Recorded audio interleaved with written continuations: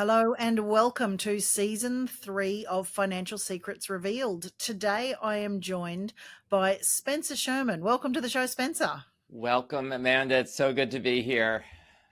Thanks for joining me. Now, I understand that you are a financial advisor, you hold an MBA from Wharton and have a CFP, and you're the founder of Abacus Wealth Partners. So you've been around the traps for a little while when it comes to financial services.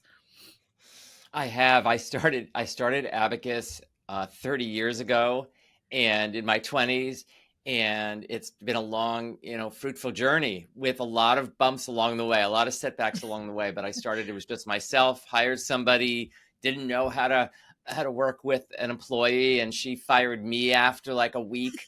So I went from one to two back to one, Very and quickly. then now we have over 75 people. Wow, that's an Yeah. incredible journey. Now you have a bit of a different take on financial planning and advisors, and you run retreats for financial advisors. How Yes. did all that come about? Yes, yes. Yeah, so I've been on this path of mindfulness for the same amount of time that I've been a financial advisor. It was actually in my early 20s when I did a 10-day silent meditation retreat. And that was the result of sort of hitting bottom in my life. I There was a fire in my office building, and I had this panic attack, not because my puppy was in the building, but I had a panic attack because my laptop was in the building. And I somehow convinced the fire marshal to let me into that building, and he escorts me into this building before the fire is fully put out. It was the most insane thing, dangerous thing to do, and yet I did it. The Yep. laptop was, of course, worthless, the totally drenched with water. And I had just a wake up call that, wow, that my life was so irrelevant that I was willing to sacrifice it for a worthless laptop. Wow. So sort of showed me how upside down my priorities were. And that was the catalyst for me to do this 10-day silent meditation retreat. I knew I needed some strong medicine. And what I discovered in that is that we have all these emotions, and we can react to them or not react to them. So when the markets go down, there's this impulse to want to sell our investments. And I was seeing this just as I saw myself have the impulse with the fire. I was seeing my fellow MBAs be impulsive around their investing, buying very Despite all the speculative things. intellectual knowledge that you have, if it's the worst thing you can do, it's that Yes, yes. fear and greed, I suppose. So I started to see, and I had this pivotal moment with a client where the client said, if you can double my money, I'll be free. And I thought, wow, how exciting. I get to double this person's money, and they'll be totally happy. And the market's cooperated. His money doubles over the next 4 or 5 years. And I walk in to tell him the good news. I'm happy. And he looks more stressed than he did 5 years ago. And he tells me that he thinks he needs another doubling. It was another like wake up signal to me that there's so much more going on here than the numbers. And I think financial advisors, so to answer your question, you know, with financial advisors, they've realized that it's not just a numbers game. It's so much about our anxiety, about our beliefs, the beliefs that we inherit when we're 4, 5, 6 years of age. Those beliefs drive us more than the logic does. Unfortunately, even though money seems very logical, it is, but we cloud it with a lot of extra stuff like anxiety, fear, strongly held beliefs that end up overtaking the logic.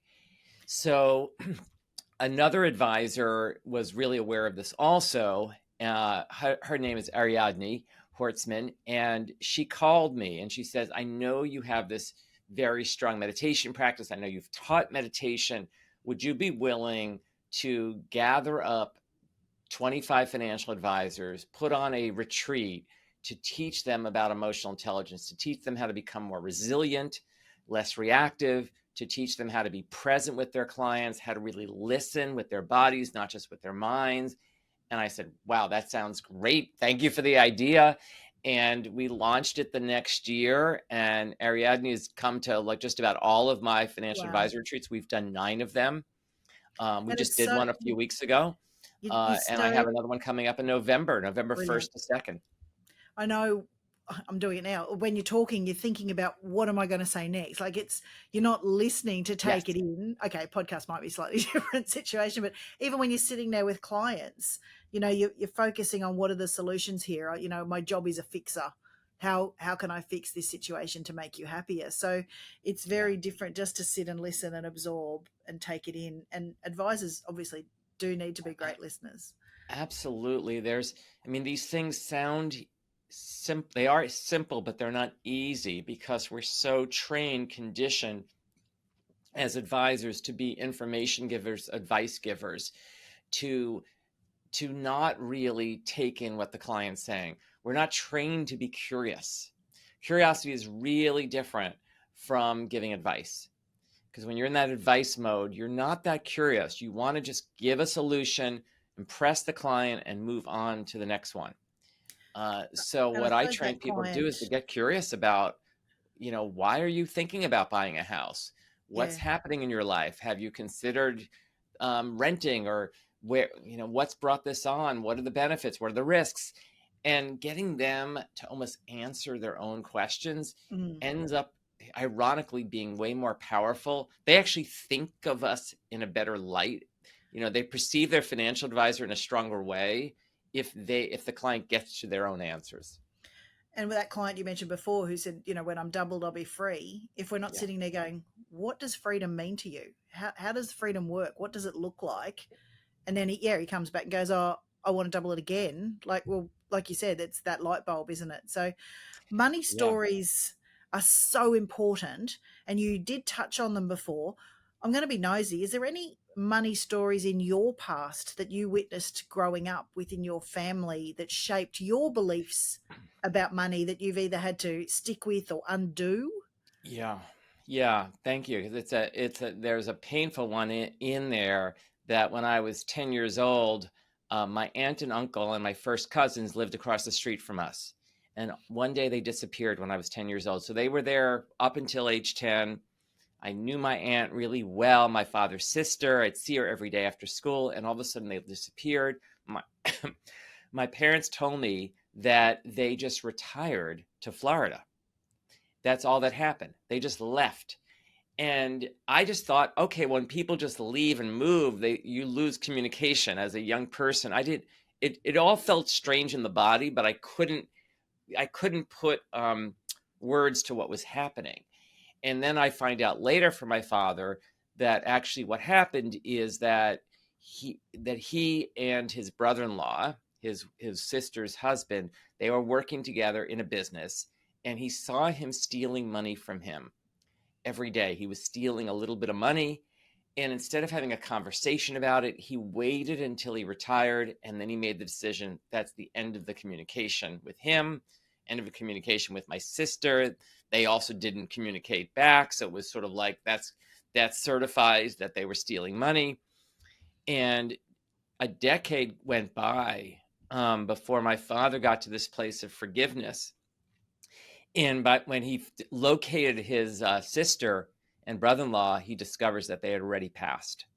So it's a very Wow. sad story. I then, there is one not so sad or happy sort of ending to it, is that I got in touch with my first cousin through a private detective I had to hire because we were so cut off. And that first cousin, when we got together, I said to him, I was bold enough to say, do you know why our family separated? He said, I think it just happened. And I told him the story, and he like slumps in his chair a little bit, and he says, you know what? It's true that my father was stealing money from your father, he says to me.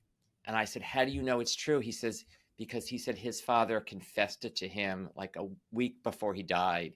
He said that he had been stealing money all along from my father's business.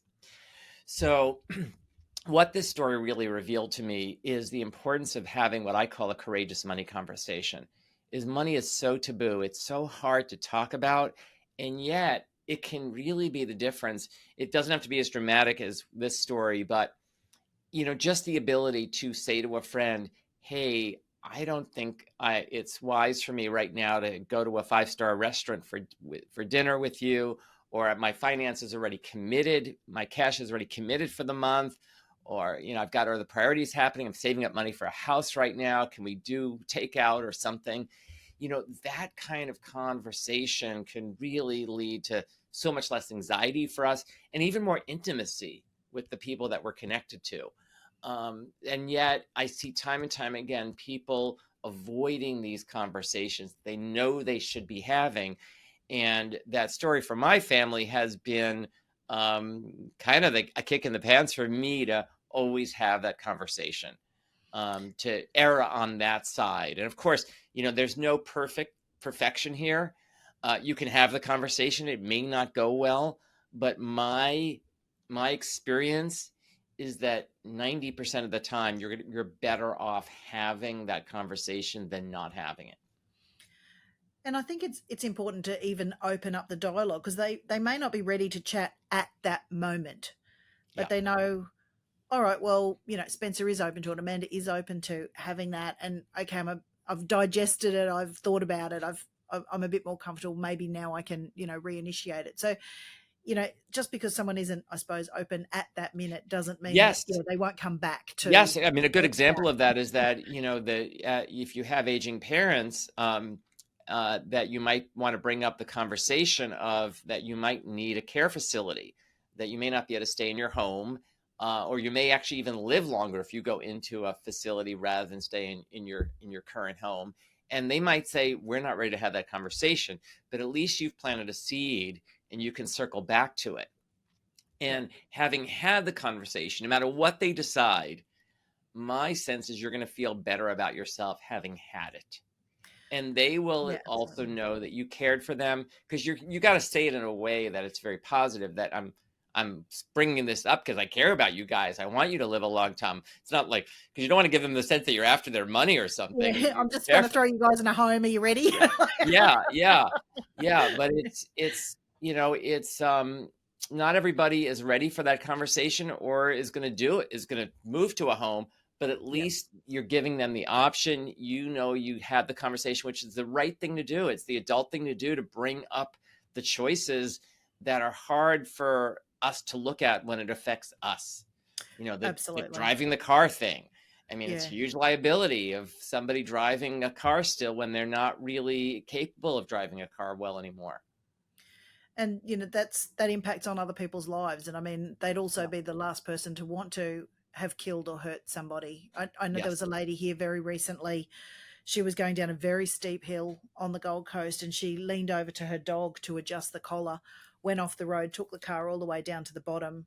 Of course, Mm. nobody could stop on this road. It's a mountain road. She had to crawl back up to the top. This lady's in her late 70s, early 80s. Wow. Found the dog, had to crawl back up. Nobody can stop on this road. It was the last She time her survived. son, she survived, Wow. crawled back up to the road. But of course, her sons at that moment then say, Mum, you can't drive anymore, obviously. But, Yes. sometimes we don't want it to take that sort of massive accident. She really hurt her shoulder, and she That's was a great amazing she story. survived. Yeah. But yeah, we don't want to have those, terrible moments to be able to force those decisions, and opening the door, even asking, some of your friends, or great Auntie Betty's just gone into a home. How do you guys see your future? Do you want to stay here as long as you can? Are you thinking of downsizing? Just, asking their thoughts, rather than, look, Mum, you've asked me the same question 3 times. I think it's time to, pop you in the nursing care. So Yeah. yeah, Yeah. it is a tricky one to open, but I think, yeah, having the right way, having a good think about it, asking people how did they approach it, is a Yeah. great way to do it. You also talk about, with your mindfulness, creating your money karma.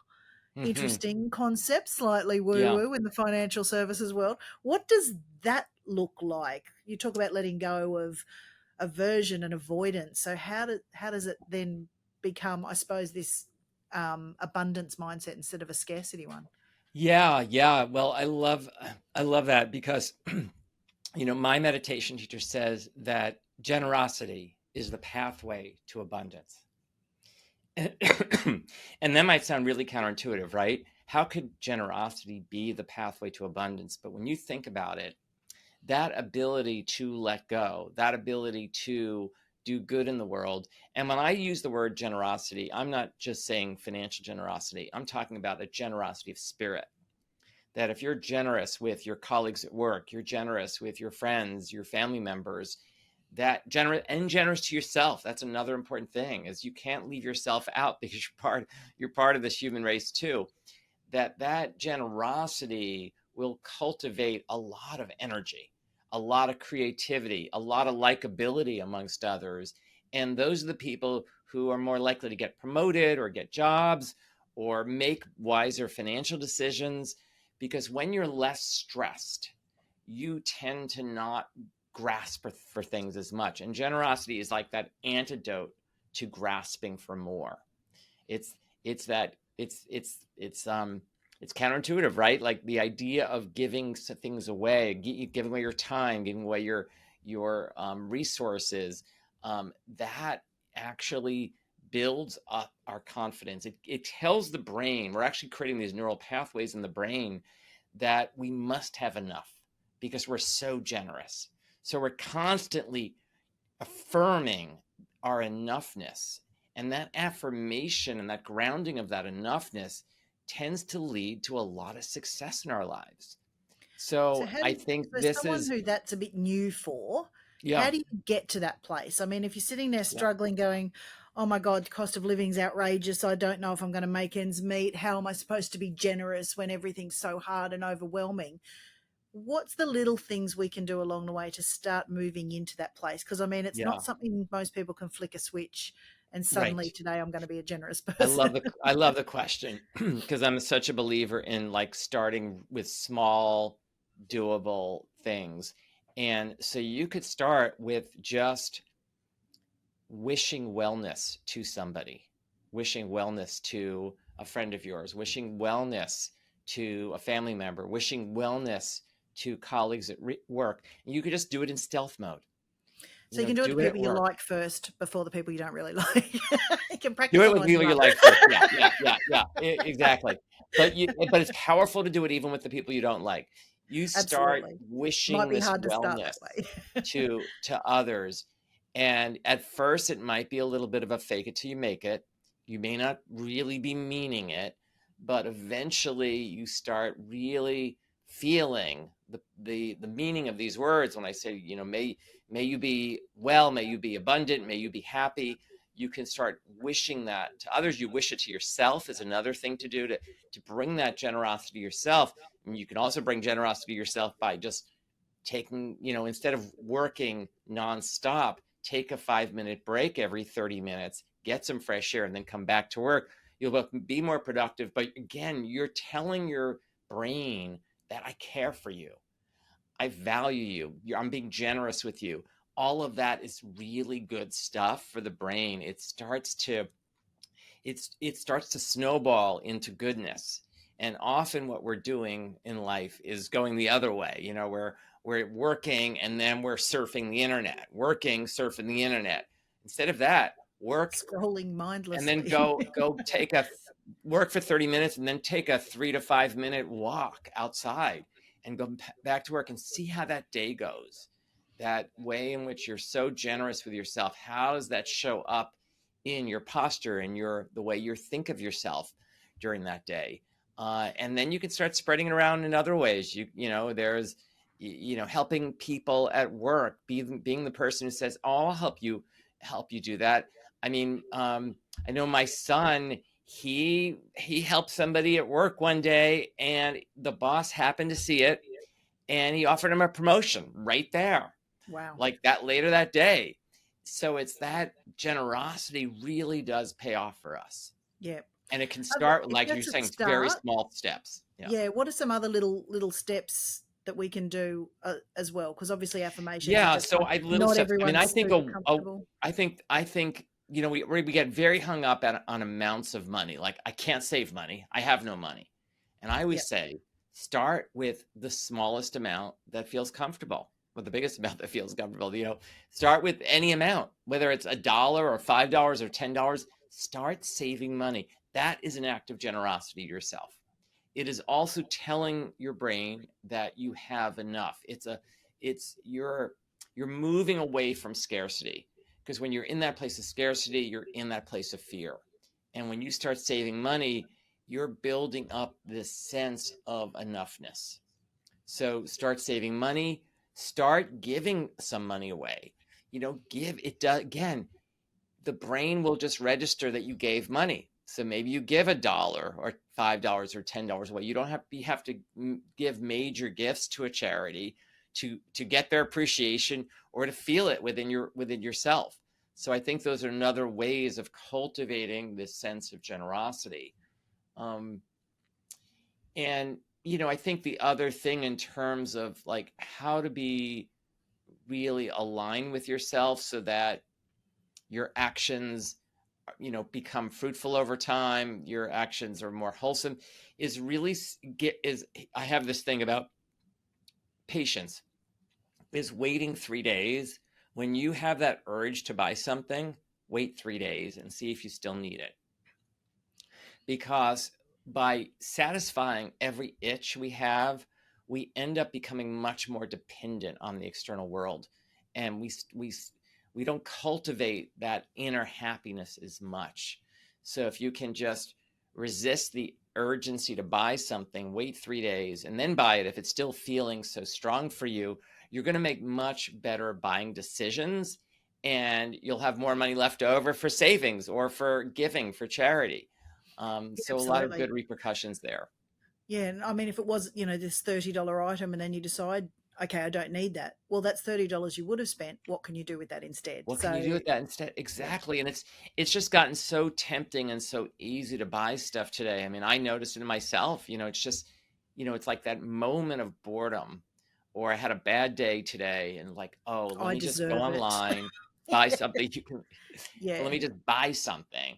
There's yeah. something out there that I can just push a button for and buy. It's the instant gratification versus the delayed, Yes. isn't it? And I Yes. think we've also got this generational idea where, our parents and grandparents came out of war years, and some became hoarders because there wasn't a lot of Yeah. abundance around, and they had to repair and mend everything and compost, and they had this, you know, times get tough. And I think for Yeah. so long we've lived in a world where we don't live in those times anymore. It is as easy as, I don't need to darn my socks. If my clothes get a bit thin or I don't like it anymore, I chuck it out and I buy a new t-shirt or whatever it is. Yeah. So it's a very different world and a very different mindset in a very short space of time. And I don't think getting back to basics is a bad thing. So like you said, making those mindful decisions. Do I actually need this new shirt? Do I Yeah, I mean, actually that's the need? thing. We used to save up for things, before we had credit cards, before they were widely used, which wasn't that long ago, maybe 25, 30 years ago, 40 years ago, we saved up for things. We put money away There was for a that joy then, vacation. wasn't there, that there isn't now. There's an appreciation of, oh my God, I worked so hard for this. Yes, it's so hard to. There's this anticipation of saving up for the bicycle, for the vacation, and now we just as soon as we have that whim to want it, we're buying it. Yep. And what is that doing to our brain? It's telling our brain that I can satisfy it in an instant with something material. So it's taking the brain away from our biggest inner resource for happiness, which is right here within ourselves. We're training ourselves to get to be dependent on stuff instead of dependent on our inner wellness for our happiness, our joy, to have it be self-generating.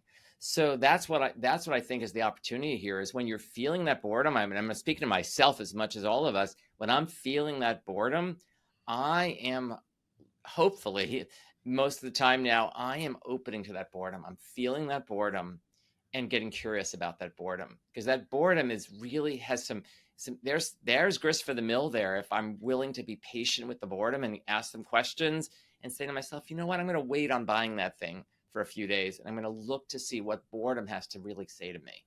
Yeah. So going back to that, changing your money karma, Mm. what does it look like? Okay, I've practiced being nice to people in my head. I'm being more generous to myself, I'm journaling, I'm, taking my 5 minutes a day on the Calm app.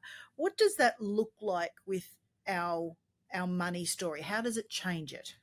Yeah, yeah. Yeah, so with our money story, the one of the things that I help people do is to offer compassion to their self for that belief that we carry so strongly. So for example, many of us have a belief like, I can't earn more than X dollars a year. I'm not good with money. I grew up with the belief that money is more important than anything. That's why I ran into the building to get my worthless laptop. Um, only rich people have money. I'll never make more than X. If you have one of those beliefs, if you can start offering compassion for yourself for that belief, you're almost offering compassion to the younger version of yourself, to the 4-year-old who took on that belief. And you're not trying to get rid of the belief, you're just softening the belief. That's a pathway to a lot more freedom in our lives, because so many of us are held in check, where we have a very narrow way of being with money because of these beliefs that showed up early on. And because money is so abstract, because it's not talked about, we end up clinging to those to those beliefs from childhood. And what I'm saying is that if you can start offering compassion to your younger self for taking on that belief, and compassion to yourself today for still believing that belief on some level, that belief will start to soften, as it did for me. And when that happens, it's magical. I mean, suddenly you're not buying things or saving money or earning money according to that belief. You're doing it more for much more wholesome reasons, or for values that are true to you today. I've got this expression for myself, like people are like, oh, do you want to go to, yard sales on the weekend, or do you want to, go over to the shops? I'm like, it's just stuff. And I sort of ask myself before I even go to the shop, do I need more stuff in my life? Like, I mean, I'm not talking about, a fun, quirky find or something like that, but there is the temptation when you're sitting there looking at it. It's only $5. Oh, there's a shirt I never knew I always needed. So there's all these opportunities that we wouldn't take advantage of if sometimes we didn't put ourselves in those situations. So for me, they're the 3 words I use. It's just stuff. And how much more stuff do I actually Yeah, need? that's great. I invite everybody to look at all the stuff you have in your closets and your garages, and your storage facilities, and you'll see that sometimes you'll find things in there like, oh wow, I didn't even know I had this, or like, wow, I was gonna buy this and I actually already have it. Yeah, Or absolutely. I can, my friend of mine was going to buy this. I can give this to him.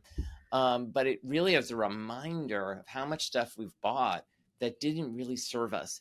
And also to remember the expectation you had when you bought that this was going to be this savior in your life, that I was going to get this, um, I will you take know, up tennis. I will start I was, surfing. yeah, this, I was going to take up, I will play golf every I week. bought this e-bike thinking, well, this is going to be the answer. I'm just going to ride around on this e-bike, and I won't use my car anymore. And it's going to solve all my problems. I'm going to be I'll be having slim. I'll fun be going to fit. work.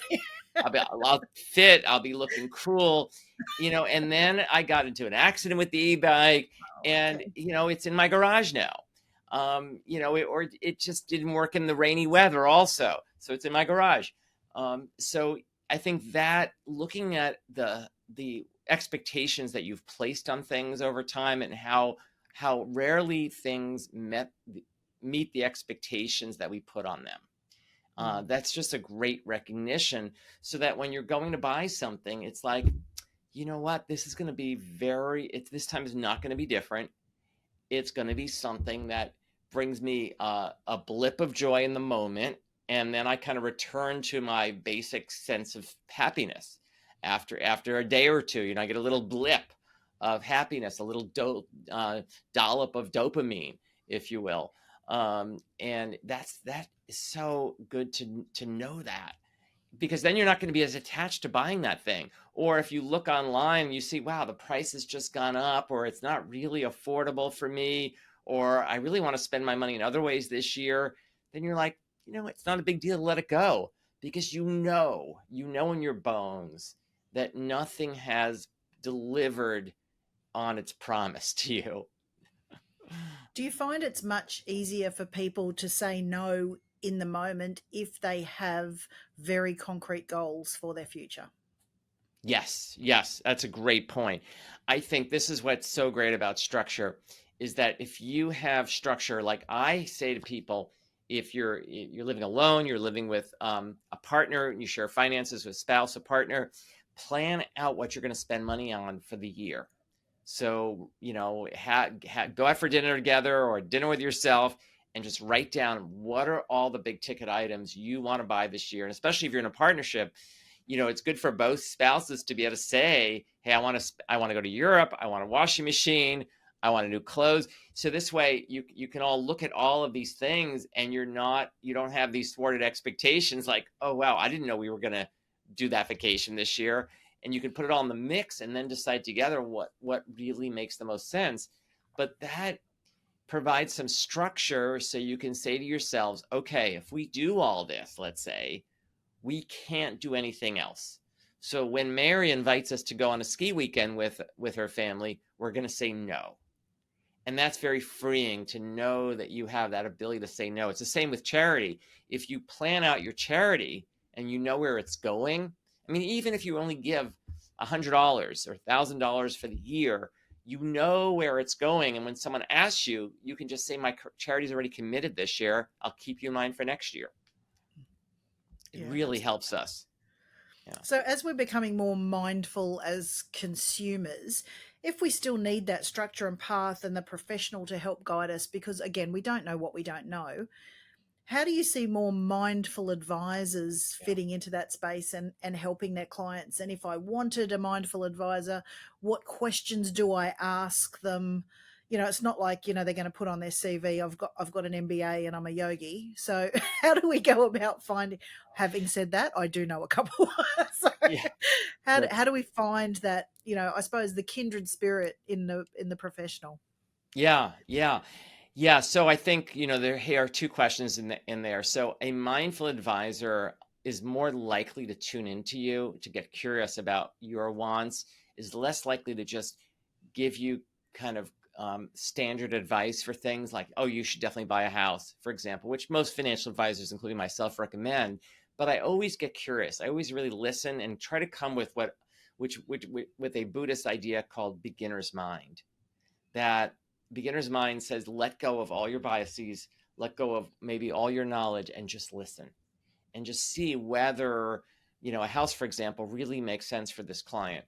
So being listened to like that is priceless when you can feel it. So I would say interview some advisors and see which advisors are getting curious about you in that first meetings, and which ones are just telling you how they're going to do things. That's a good litmus test. And then you can also write to me, because I know, I think about 200 mindful advisors that have been through my workshops, my retreats, and I can probably provide a mindful advisor in your area if you want somebody local. But I know many really So good that's for people. those listening from North America. You've got Oh, that yes, covered. that's just for the North America Yeah, crowd. I actually do know a couple in Australia. If we've got any I listening do from know a as few well. in So Australia too. I do know a few there there you too, go. and Perfect. in Europe as well. But I think it's recognizing that money is about logic, but if you have the right chemistry with an advisor, and that advisor is really able to listen from that beginner's mind place, you are more likely to come up with a creative idea in that meeting. It's you that are going to generate those creative ideas, is more probably than the advisor, but that advisor can create the environment for you to have that brilliant insight into your life, and that's worth everything. Absolutely. So wrapping all this up, Spencer, we've sort of gone down a rabbit hole of wonderful ideas here about, I suppose, more about personal growth even than money, but how it all ties back. Any advice for people who, I suppose, want to go down this path? what can they look at? Where can they go? What do you suggest for someone who wants to sort of start this journey, who's not really on the path yet? Well, I first to recognize that money seems like it's so logical, and it is, but our emotions, our fixed beliefs get in the way. Hopefully you'll be able to edit these few coughs out. Yeah. So that's the first thing, is to recognize how your beliefs and your anxiety is inhibiting you from doing something very logical with your finances. For example, when it comes to investing, there's been so much evidence that keeping it simple, investing in index funds, is a very smart strategy. Now, of course, I can't give any financial investment advice here. This is educational purposes only, but it's amazing how many people will throw all that evidence out the window and end up investing in their friend's startup company. I did that as well. So you're in good company if you tried that on. But the evidence is so compelling that if you keep it simple, you can do very well with a very basic investment plan of just doing index funds, for example. But often our emotions say, well, it's not exciting enough. And I would say, it's too vanilla. Find excitement in other areas of your life. Go bungee jumping or skydiving, but try to keep your finances less exciting, especially on the investment side. So I would say that, that recognition, just being aware of your beliefs. So one of the things you can do is talk to your friends or your spouse. What do you think my beliefs are about money? If you don't know what they are yourself, ask people you're close to. People might be able to give you a sense. And the awareness of your belief, your awareness of your bias, is very helpful to know that when you're like about to buy a home or do something else big with your money. To know your tendencies is really helpful. And let's see what else I was going to add to that. On, you're saying, how do people get started? You were saying, I think sometimes it's just getting started. I have this thing called the money breath, which I love. It's very, very simple, but very powerful. Is when you're in the middle of a financial decision, you probably have noticed, if you think back to your past financial decisions in life, that your breathing starts to get more shallow. You're not getting oxygen to the brain. You're in this almost panic place, that fight or flight mode. I noticed this when I bought my last home. I noticed this when I was merging my company with other partners. I noticed this when I bought into my friend's startup company, is that I didn't want to ask questions. I just wanted to get the deal done. I was in this very rushed, shallow breathing place.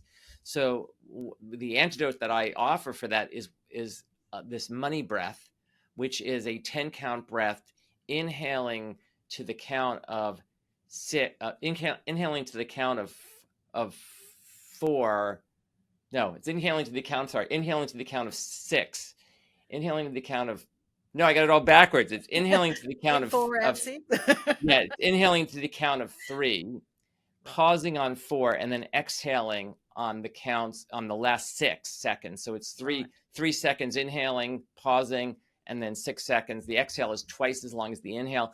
That kind of breathing, and this has been demonstrated by neuroscientists like Andrew Huberman, that kind of like extending the exhale calms the body down, puts us into that parasympathetic nervous system, feeds the brain with oxygen, and we're more likely to make a rational money decision in that moment.